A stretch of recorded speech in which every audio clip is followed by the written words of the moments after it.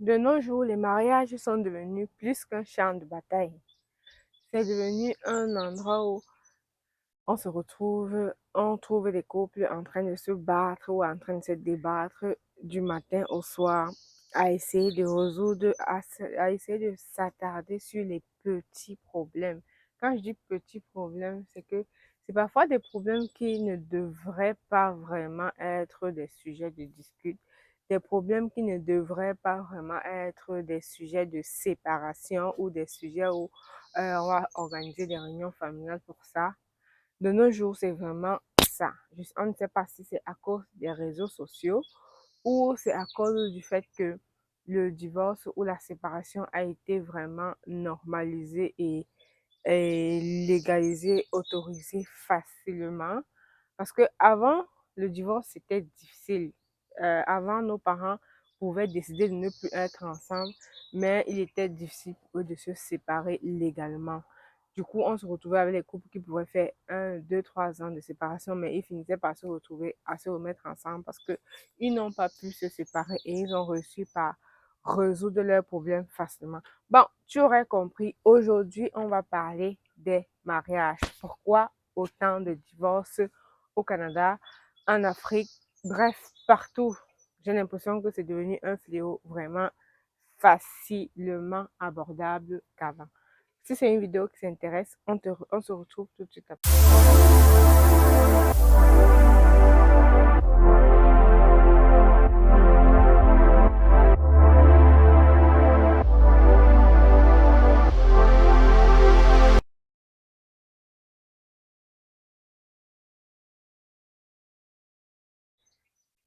Aujourd'hui, on va parler des mariages africains plus précisément. Peut-être des mariages mixtes aussi parce que ça concerne les Africains.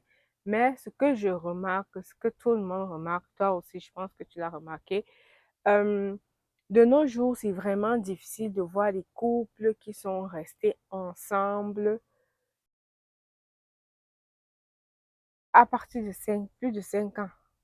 Et quand je dis difficile, c'est que qui sont restés ensemble sans s'être retrouvés à se combattre ou à se débattre au moins 3, 4 fois durant l'année, qui se sont retrouvés à se séparer même ou à se faire des choses pour se blesser. C'est vraiment rendu un fléau facilement abordable. Tu vas voir une fille qui se marie, 1 an après, elle te dit, oh non, j'ai trop supporté. Ma chérie, tu as supporté quoi? 1 an de mariage, c'est le mariage. Tu as supporté quoi? Tu n'as même pas encore commencé le mariage. Tu étais encore dans la lune de miel.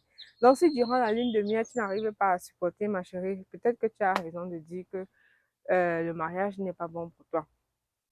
Je sais que cette vidéo va faire en sorte que les gens, je sais pas. Bref, ce que j'essaie de dire, c'est que si on regarde bien, nos parents restaient ensemble. Tu vois des parents qui fêtent 50 ans de mariage. 50 ans de mariage. Des parents qui se sont mariés, quand on les a juste placés ensemble, ils ne se connaissaient pas. Ils n'avaient aucun lien ensemble, mais ils sont restés ensemble jusqu'à leur vieillesse. Pourquoi? Vous ne vous posez pas des questions. Pourquoi? Bon, avant de continuer, je vais me présenter. Je suis Judy Kael, je vis au Canada. Bienvenue sur la chaîne Entre Parents. Si c'est la première fois que tu te connectes ou que tu regardes mes vidéos, sur cette page, on partage vraiment tout ce qui est développement des enfants, tout ce qui est l'éducation des enfants, tout ce qui est santé et sécurité des enfants, tout ce qui concerne l'épanouissement des enfants et des parents. Bref, on parle plus des sujets, qui touchent la famille. Tu peux me joindre par courriel au entreparents08@gmail.com si tu as des questions plus précises et plus personnelles à me poser. Je t'invite à m'envoyer un courriel et je te ferai le plaisir de te répondre. Et aussi, bonne nouvelle, actuellement, Entre Parents a mis sur pied une petite entreprise. J'insiste bien sur le mot petite entreprise parce que nous sommes encore à nos débuts. De location de jeux gonflables et animation et accessoires d'animation de fête pour enfants. Nous avons plus de 10 jeux gonflables en location. Nous avons plusieurs accessoires d'animation de jeux dans les fêtes d'enfants, pas de décoration. Pour le moment, on n'est pas dans la décoration. C'est vraiment tout ce qui est animation de fêtes pour enfants. Nous avons des machines à location, c'est-à-dire une machine à popcorn, une machine de barbe à papa, une machine à slush. Alors, je vous invite Attention de ne pas fumer les à enfants. me contacter. Le nom C'est de la bon. compagnie, c'est Festiphone. Notre page Instagram est déjà ouverte sur le nom de Festiphone. Je t'invite, si tu es au Canada, plus précisément dans la ville de Québec, Lévis et ses environs. Quand je dis ses environs, maximum de 3 à 4 heures de temps de la ville de Québec. Tu peux me contacter si tu as une fête pour enfants, si tu fêtes l'anniversaire des enfants. Arrêtons de célébrer les anniversaires des enfants et faire les adultes profiter plus que les enfants. Alors, je t'invite à me contacter. Je vais laisser le flyer de ma carte de compagnie. Je vais laisser les informations dans le commentaire. Si tu veux me contacter, vas-y, l'été est encore ouvert. Il fait encore beau. On est là jusqu'en, je pense, octobre. Même en hiver, ce sont des jeux qui s'utilisent facilement à l'intérieur. Alors, je t'invite à me contacter pour rendre les fêtes de tes enfants plus magiques. On va continuer avec notre vidéo. J'étais en train de dire que ça, c'est une vidéo de sensibilisation. Ça, c'est une vidéo d'appel à l'ordre. Ça, c'est une vidéo bref, une vidéo pour essayer de faire comprendre aux jeunes filles, aux jeunes dames, aux jeunes demoiselles que le mariage n'est pas un camp, un stage de vacances. Le mariage, ce n'est pas un stage de vacances, je me répète. Ça veut dire que quand tu t'engages, oui, ne me prenez pas. Oui, il y a des choses qui ne peuvent pas et ne doivent pas être supportées et tolérées au prix ou au nom du mariage. Mais on se rend compte que vraiment, tout est banalisé. Ça veut dire que le moindre petit problème, on a la facilité de voir des couples qui se séparent.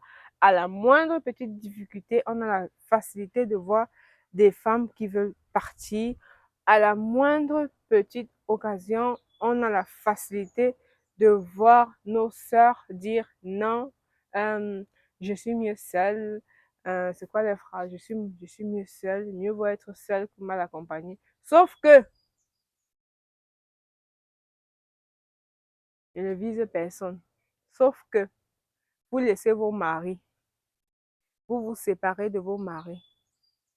Mais après, c'est pour venir nuire et déranger les foyers des gens à vouloir sortir avec les maris des autres. Ma chérie, ce que tu penses que tu ne pouvais pas supporter là, la femme de ce monsieur-là supporte ça. Tu me vois bien? La femme de ce monsieur supporte ça. Alors, ce que tu as laissé chez l'autre homme et que tu disais que non, il ne peut pas, je ne peux pas supporter ça, c'est difficile à changer, j'ai trop supporté au bout d'1 an de mariage, mais on vous retrouve en train de draguer les produits finis, c'est-à-dire les maris des autres. Pourtant, ils ont les femmes qui se battent nuit et jour pour essayer de changer un comportement, pour essayer d'améliorer un comportement qu'elles trouvaient que non, c'est difficile à supporter. Alors, ma chérie, je te dis aujourd'hui, le mariage n'est pas un stage de vacances. Alors, arrêtons avec les séparations inutiles. C'est tellement que quand quelqu'un t'invite à son mariage, tu es comme, ah, ils se sont mariés, c'est bien. Est-ce que ça va alors durer? C'est ça qu'on dit. Est-ce que ça va durer? Rendez-vous dans 2 ans. Et effectivement, 2, 3 ans après, tu entends que, oh non, j'ai trop supporté, il ne va jamais changer, elle ne va jamais changer, elle ne connaît pas faire ci. Les problèmes banals. Quand elle sort, quand elle cuisine, elle ne me sert pas dans le plat cassable, elle me sert dans le plat plastique. Les problèmes vraiment inutiles. Alors, Chers jeunes, chères dames, comprenons que le mariage doit être une union de partage.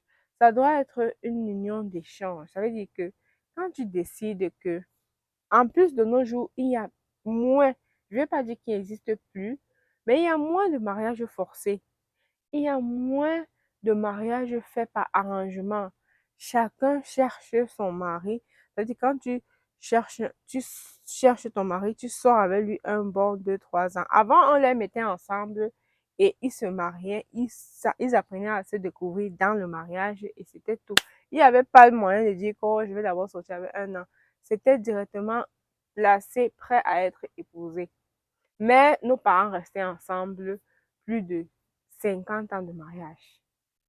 Mais à partir de 1980, je dirais à partir de les 2000, même pas les 2000, non, 1990, qui ont grandi et se retrouvent mariés actuellement, 90% ne sont plus capables de rester mariés 10 ans. On peut compter au bout de doigts ceux qui célèbrent leurs 10 ans de mariage. Quand je dis 10 ans, c'est même trop dit. Pourquoi? Parce que sur les réseaux sociaux, on a les coachs de mariage. Ces coachs-là qui ne sont pas mariés, suivez mon regard, bref. On a les professionnels de relations qui ne réussissent pas elles-mêmes à garder un homme pendant un an. On a les spécialistes en vie matrimoniale. Oh non, quand il fait ça, il faut faire ça. Quand il dit ça, il faut dire ça. Quand il fait, il faut. Ma chérie, toi-même, dis-moi, tu as déjà fait combien de relations en un an? Donc, pourquoi tu veux conseiller la fille d'autrui qui est mariée, ça fait 4 ans? Qu'est-ce que tu en sais de vivre ensemble avec un homme? Tu vas chez le gars une semaine, après tu rentres. Ça, ce n'est pas vivre ensemble, hein. Rester dans la même maison avec quelqu'un, te lever tous les jours, voir la même face, ce n'est pas pareil. Bref, j'arrive au terme de ma vidéo. Merci d'avoir regardé la vidéo. J'espère que le sujet a été... Je n'ai pas voulu étirer trop parce que je ne veux pas les balles perdues sur ma tête. Mais vous avez compris ce que je voulais dire. Le mariage n'est pas un stage de vacances. Quand tu t'engages à te marier, quand tu t'engages à la vie commune, à la vie de couple, tu dois être prêt à supporter, à tolérer, c'est ça le mot. Quand je dis supporter, c'est trop dit. Tu dois être prêt à tolérer certains comportements. Tu dois comprendre que ton ou ta partenaire avec qui tu te mets ensemble, ce n'est pas un produit fabriqué, c'est un être humain qui a des émotions, qui a des sentiments, qui a une éducation très différente de la tienne. Alors, c'est à toi de voir comment t'ajuster, comment essayer de faire comprendre à l'autre que non, ici, voilà. Et aussi, parfois, ce n'est pas tous les comportements que tu vas vouloir changer chez la personne. Parce que là, c'est comme si tu voulais fabriquer la personne. Il y a des choses que la personne peut améliorer, mais il y a des choses que la personne va faire qui est sa nature et que tu dois supporter. Merci d'avoir regardé la vidéo. On se retrouve une prochaine fois pour une autre vidéo. Bisous, bye.